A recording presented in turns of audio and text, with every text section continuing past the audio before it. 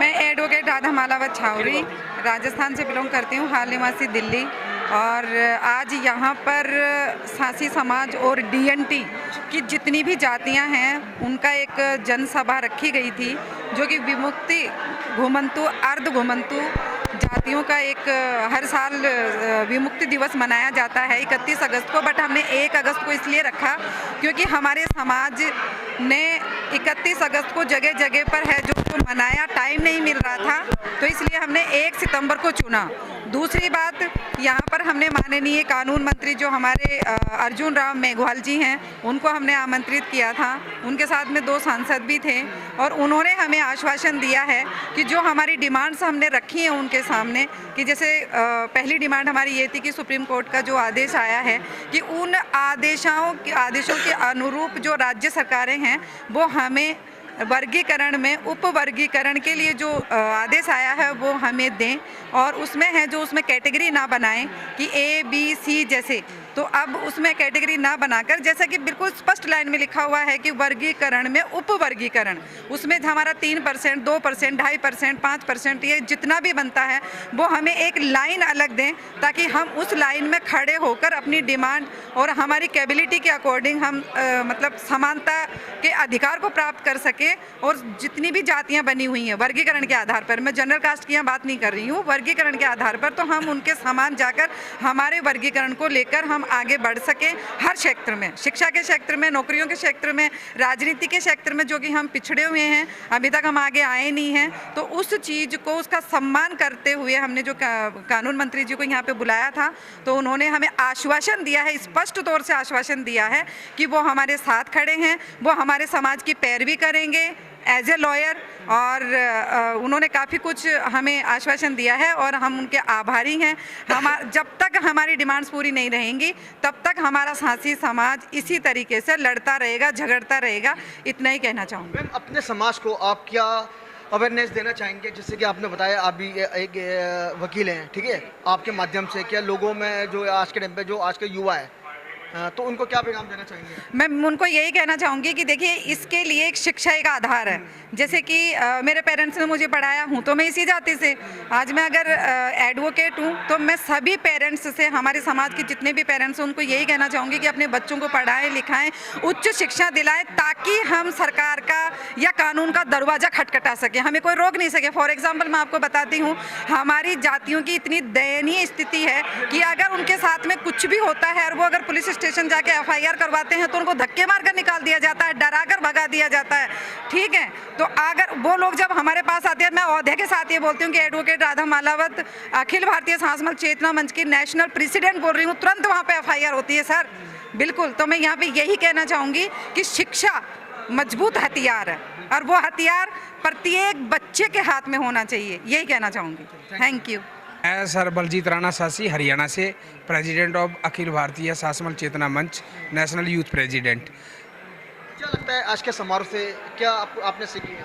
देखिए, आज हमारा जो यहाँ पर अम्बेडकर जो म्यूजियम के अंदर हमारा DNT का जो सम्मेलन था वो एक चिंतन मंथन था, क्योंकि देश आज़ाद हुए 78 साल हो चुके हैं और हमारी जाति को 73 साल हो चुके हैं, क्योंकि हमारी जो जातियाँ, जो डिनोटिफाइड नोमैडिक ट्राइब्स जातियाँ हैं, विमुक्त घुमंतु और अर्ध घुमंतु जनजातियाँ, जो वो 5 साल 16 दिन बाद आज़ाद हुई थी देश के आज़ाद होने के बाद, उनके अधिकारों के लिए, उनके राइट के लिए, उनकी जो समस्याएं हैं, चाहे हर प्रकार की वो भागीदारी हो, वो सामाजिक है, राजनीतिक है, आर्थिक है, हर प्रकार से ये वंचित जातियाँ, बिल्कुल पिछड़ी हुई जातियाँ, उनके विषय में आज पूरे भारतवर्ष से, गुजरात, महाराष्ट्र, राजस्थान, हरियाणा, पंजाब, उत्तर प्रदेश, दिल्ली, हर जगह से जो करीब जो हमारे एजुकेटेड पढ़े लिखे लोग, जो एडविस्ट है हमारे समाज के, आज उनका चिंतन मंथन था और आने वाले समय में बहुत सारे गंभीर डिसीजन लिए गए ताकि हमारी जातियों का विकास हो, इनको मुख्य धारा में ला सके, क्योंकि आज हर कोई भी अपनी जाति के लिए एक प्रेरित है, अपने समाज के लिए। और इसी प्रकार आज विमुक्त घुमंतु जनजातियों का ये सम्मेलन था सर।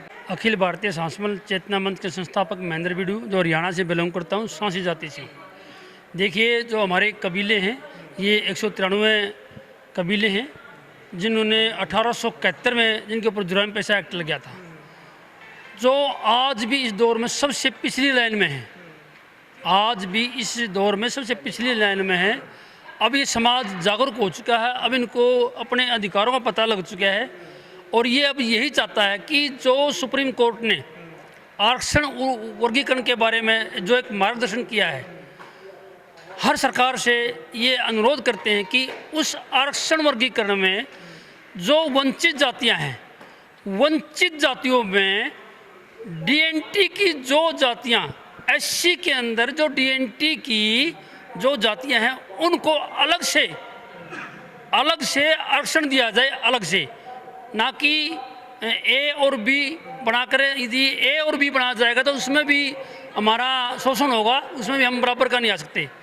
इसलिए जो जातियां एससी के अंदर जो डीएनटी की जातियां हैं, विमुक्त गोमंतक कबीले हैं, उनको तीसरी कैटेगरी बनाकर अलग से आरक्षण दिया जाए। अब ये हमारी यही एक अनुरोध है। यदि सरकार इसके करती है तो हम सच्चे समानता उसी का ही हम सम्मान करते हैं और यही हमारी एक अधिकार है और इसी ही हम मांग करते हैं। अब हमें ये लेना है और हर सरकार से यही अपील करते हैं कि आरक्षण वर्गीकरण को बहुत जल्दी लागू किया जाए और इस विमुक्त गोमंतकों को अलग से, डीएनटी को अलग से आरक्षण दिया जाए। राजनीतिक तौर पर भी, आर्थिक तौर पर भी, सामाजिक तौर पर भी, शैक्षणिक तौर पर अलग से इनकी सीट दी जाए। मैं सुनीता अखिल भारतीय चेतना मंच से, जो कि चेतना मंच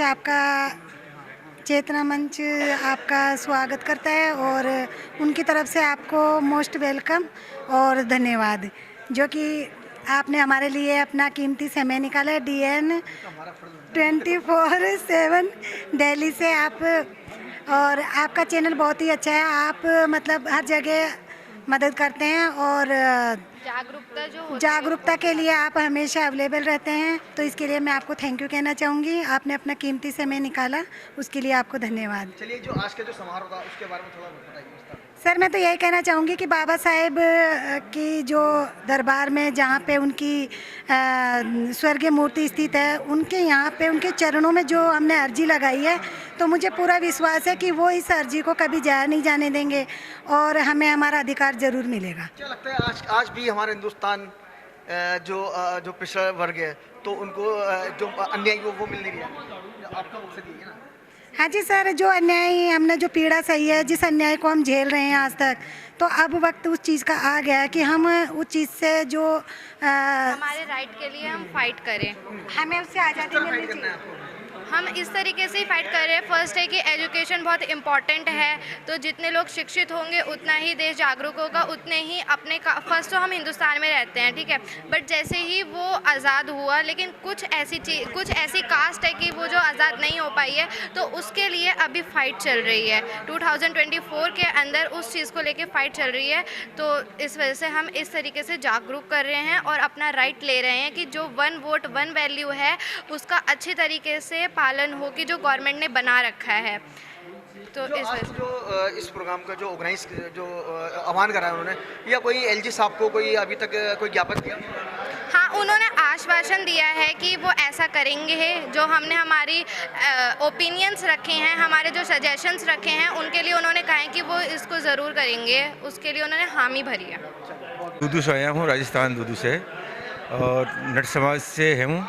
भातु समाज भी है हमारे और नट समाज से भी हूँ, और काफ़ी दिनों से मैं बार सब देखता हूँ भातु समाज के, तो मुझे लगा यहाँ आने से अच्छा वो लगा। मैं कल ही आया था, रात भर यहीं आया, तो मुझे लगा है कुछ उम्मीद है हमको भाई हमारे को कोई आरक्षण का मिले, क्योंकि आज से हमारी कौम को 70-80 साल हो गए आज़ादी, अब मिली नहीं आज़ादी। अर्थ की आज़ादी घमंतु में रहते हैं हमारे, और हमारे जो बेहतरीन धंधा था नाच गाने का है, हमारे समाज में ऐसा भी होता है, छुआछूत का भी होता है, तो अभी कई अधिकार हमको मिले नहीं। तो हम चाहते हैं कि हमको अधिकार मिले, हमारे औरतों की भी सुरक्षा हो, क्योंकि औरतों की सुरक्षा भी बहुत कम है, तो औरतों की सुरक्षा भी हो और हमें शिक्षा मिले। तो हम इसी माध्यम से आए हैं कि हमें कुछ मिले, और आगे से इसी उम्मीद पर है इस माध्यम से हमको आगे भी कुछ मिले। मेरा नाम नरेश कुमार सावड़ी है। मेरा मानना ये है कि माननीय मोदी जी ने भी कहा है कि मैं एक देश को विकसित देश बनाना चाहता हूँ। विकसित देश जब होगा जी, हर कौम, हर जाति, हर नीचे से नीचे कास्ट भी ऊपर होगा, तभी देश का विकसित होगा। सर, हमारे प्रधानमंत्री का तो कहना ये है सबका साथ सबका विकास। आप कैसे कह रहे हैं कि आपका जो समाज साथ में नहीं है? सर देखो ना, आप अब आप खुद देखो आप खुद देख रहे हैं कि कितना पिछड़ा वर्ग है किसी चीज़ में। आप छोटी छोटी कास्ट होती है जो जैसे ST SC जी बहुत छोटा आता है, उनमें कोई भी भत्ता नहीं मिलता, कोई भी बच्चा सर्विस में नहीं होता। बाकी टैलेंट बच्चों में बहुत ज़्यादा है, हर चीज़ पढ़े लिखे भी, डिग्री भी, तो डिग्री के लिए सब काबिल है, लेकिन उनका कोई वो नहीं होता। जैसा कोई बाई चांस कोई बच्चा पढ़ता लिखता आगे जाता है तो किसी न किसी वजह से बाहर कर दिया जाता है। क्यों? क्योंकि ऑलरेडी वहाँ पे हमारा कोई भी चीज़ बंदा है ही नहीं, हमें कोई सपोर्ट नहीं करता, कोटा नहीं है। कोटा होते हुए भी हमारे हाथ से चीज़ निकल जाती है, जैसे कि हम हर चीज़ से सक्षम होते हैं बच्चे। तो क्या प्लान है आगे, क्या रणनीति आपकी जैसे आज का समाज? जो प्लान तो क्या है कि देखो आरक्षण से भाई हमें जो चीज़ हमें दे रखी है सरकार ने वो हमें स्थायी रूप से हमें मिलनी चाहिए। हमारी चीज़ का कोई और दूसरा बंदा इंटरेस्ट उठा रहा है। अगर आपको आरक्षण नहीं मिलता, यानी कि आपकी डिमांड जो है वो होती नहीं है, तो क्या यह संघर्ष आगे तक कहाँ तक चलेगा? ये आगे तक चलेगा। हमें देखो हम शांतिपूर्वक चाहते हैं कि मोदी जी जो भी सरकार है हमारी बातें सुने, ठीक है। हम हाथ जोड़ से निवेदन करते हैं कि जितना हो वो फिर लास्ट की बात है कि जैसे नहीं होता तो उसके आगे क्या कदम उठाना है वो बात की बात है। फिलहाल तो हम हाथ जोड़ से निवेदन ये करते हैं कि हमारी मांगें पूरी करें।